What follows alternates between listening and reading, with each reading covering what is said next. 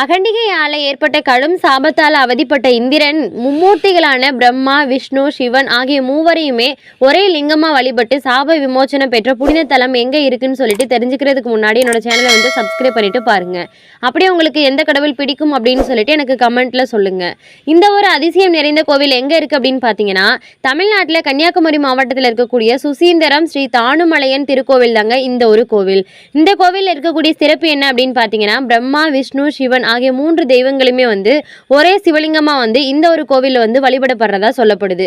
இந்த ஒரு கோவில்ல உலக புகழ்பெற்ற 18 அடி உயர ஹனுமான் சிலையும், தூண்களை தட்டினாவே இசை வரக்கூடிய ஒரே கல்லால செதுக்கப்பட்ட சங்கீத தூண்களும், ஒரு காதல குச்சியை விட்டா மறு காதல வரக்கூடிய அதிசயமான சிலையும், இன்னும் பல புராண கதைகளால் நிரம்பிய ஒரு அற்புதமான தலம் தான் இந்த சுசீந்திரம் தானுமலையன் கோவில் அப்படின்னு வந்து சொல்லப்படுது.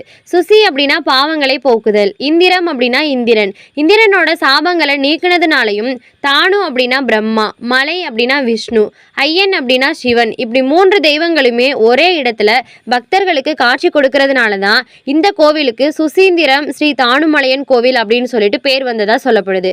இந்த தானுமலையன் கோவிலில் மார்கழி மாசத்துல நடக்கக்கூடிய மார்கழி பெருந்திருவிழா 10 நாள் வந்து கொண்டாடப்படுறதா சொல்லப்படுது. யாருக்கெல்லாம் இந்த சுசீந்திரம் தானுமலையன் கோவில் தெரியும் அப்படின்னு சொல்லிட்டு எனக்கு கமெண்ட்ல சொல்லுங்க.